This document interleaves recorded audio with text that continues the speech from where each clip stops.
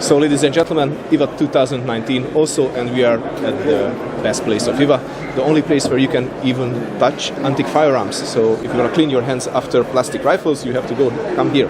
And I'm really happy to be here because you have so many important and interesting firearms. Thank you very much. Nice to see you again. Nice to see you. Nice to see you. Right, well, let's see what I can find to show you. This is quite a rare item. This is a wheel lock rifle, instantly recognisable by the fact that it has in this particular case, concealed, but a wheel in the actual locking mechanism on the side of the gun. This particular one is a very late example, made in Germany, probably around 1770, so almost after the period that wheel lock was popular. Flintlock guns were out and well established by this point, but wheel locks continued to be kept as guns for the elite right up to the early 19th century. Very plain looking gun. The Victorians were very fond of enhancing these at a later date to decorate their baronial halls, so it's nice to find one that survived as it was made. Again, particularly sophisticated.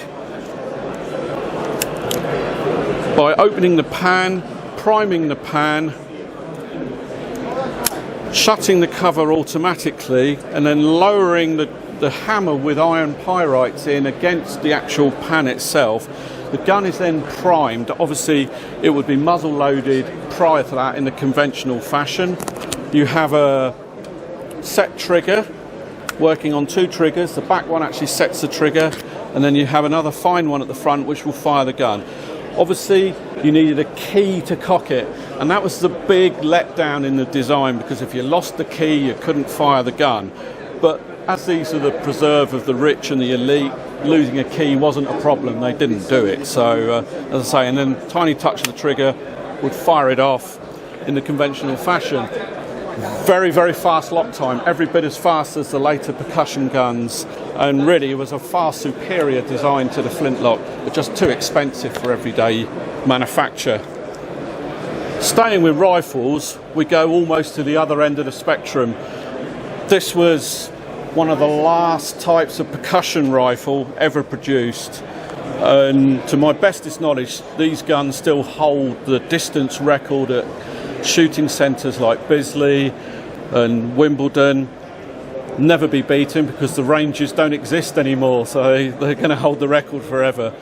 But absolute state-of-the-art target rifle. This particular one is hexagonal bored in the Whitworth method, which, whilst in theory was the best, in practice it actually wasn't really that much better than a really good rifled barrel in conventional form. But exceptionally good gun. Micro adjustable sights, not dissimilar to something that you would find on a match rifle today. Same with the rear sight. You also had an intermediate sight, which could mean that the rifle could be doubled up for sporting use as well.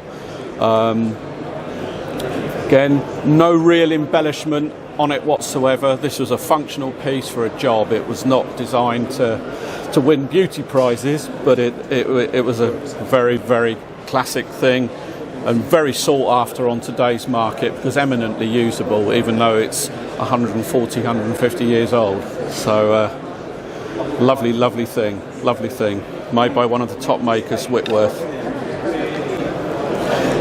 Now, this is something slightly different. This is the sort of thing we absolutely love to find at Holt's. This is a gun made by a maker called Hayton of South Africa, although it was probably built in Birmingham, England, and then subsequently retailed by Hayton. But Hayton did make a few rifles in his premises, and this is good enough to have actually been made by him. It's what's known as a Cape rifle. It has a smoothbore barrel and a rifled barrel for ball. And again, because the situation in South Africa, where these were mainly sold and used, you never knew what you were going to be faced with. You might have a flight of ducks, or you might have a kudu or something like that, and you never knew what you were going to be faced with, so you needed a gun that could cover all sporting opportunities. Why we like this sort of thing is because this gun, despite its initial dirty appearance, this gun has never been used. It is absolutely as it left the manufacturer. All the colour, all the etching on the Damascus barrels, even the rear sight has never had the sighting notches cut into the sight. And the chances are that this stayed in Hayton's shop and was never sold, and then slowly got robbed for parts. The foresight is missing.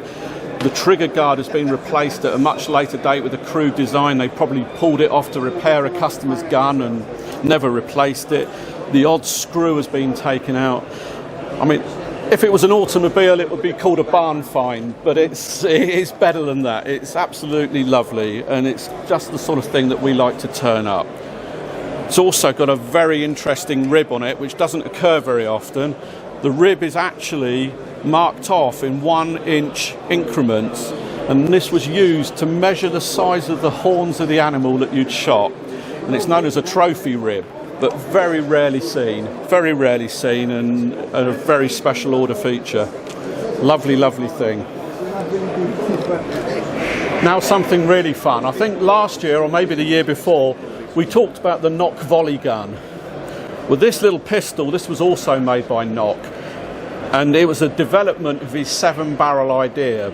But whereas the volley gun was really too much gun and people who shot it didn't really like it at all, this was designed as the ultimate self-defense pistol. Has fully 7 barrels. What's the caliber? So it's 36 or something? It's around about a 32 caliber, so it's not a big at all. It worked on intimidation factor as much as actual power. Very unusual design in the fact that obviously the barrels were muzzle loaded, or originally the barrels would have actually unscrewed and then they were loaded from the back, screwed back on. And then to prime the actual barrels, this well was filled with powder. The pan was closed, but I'll leave it open for the moment just to show you that in the bottom there are further little tiny wells, and as you turned the barrel you would prime each of those. The outside of this was hopefully gas tight, so when each of them went off, it only set one off at a time. I imagine they must have dreadfully chain fired and probably set all of them, but that's one of those things, isn't it? When it's set on barrel number 1, the first ignition will fire the centre barrel and the top barrel. And then you simultaneously. So you got 2 shots on the first one, and then you would hand index it to the next one. You had a single shot, then a single shot, then a single shot, then a single shot, until it was empty. What is the price? Very brilliant. This is in our auction. It's estimated at £4,000 to £6,000. I've seen them in really, really tip-top condition go for as high as £15,000, £20,000. But in any condition, they're incredibly rare. There's probably less than 10 in the world, and a really desirable thing for a gun collector who's got everything. They won't have one of these. Very cool. This is what your best dressed infantry officer circa 1790 would have equipped himself with. The casing is later. This gun would have been made as one of a pair originally, and it would have never have had a case. But whether they were separated for family use or whatever, and it's subsequently been cased up singly. But it is a regulation caliber officer's pistol of the highest quality with silver inlay and everything. I mean, the man who bought this originally had extreme wealth, as did most of the officers in the British Army at the time. They had to buy their own commissions, so they had to have a lot of money to start with. And it also has the facility of a flick bayonet as well. So if the fighting really got tough, then you could go in hand to hand with this once it was empty. A fantastic thing.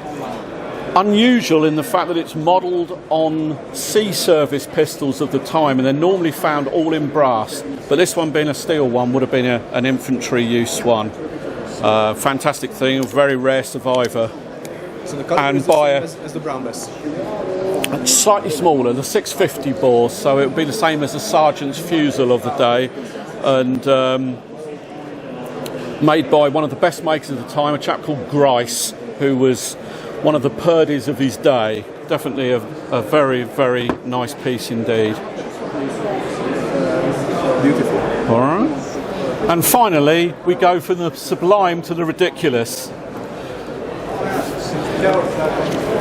If you had lots of money in Belgium around about 1870, you might want to go and buy yourself one of these. This is one of the craziest revolvers that was ever invented. And it was actually the product of Faucheux, who made many patented devices for shotguns and pistols, and of course is known as the father of the pinfire revolver. But this was probably his maddest invention. It's a 20-shot 7mm revolver firing through 2 barrels. And the actual revolver, even though it indexes in the conventional fashion, what it does, it actually indexes an inner chamber followed by an outer chamber on the next cock of the hammer until all 20 shots have gone. This pistol was featured in a book called Firearms Curiosa, which dealt with all sorts of mad and interesting ideas of firearms back in the 19th century. And this actual one in particular is one of the best examples of its type that I've seen. They normally only ever turn up in a plain finish. This one is nicely engraved, has bone grips, in a very nice case, dedicated to a gentleman called Sir John, who unfortunately is lost to history, but obviously was as mad as probably I am. And a lovely high quality set.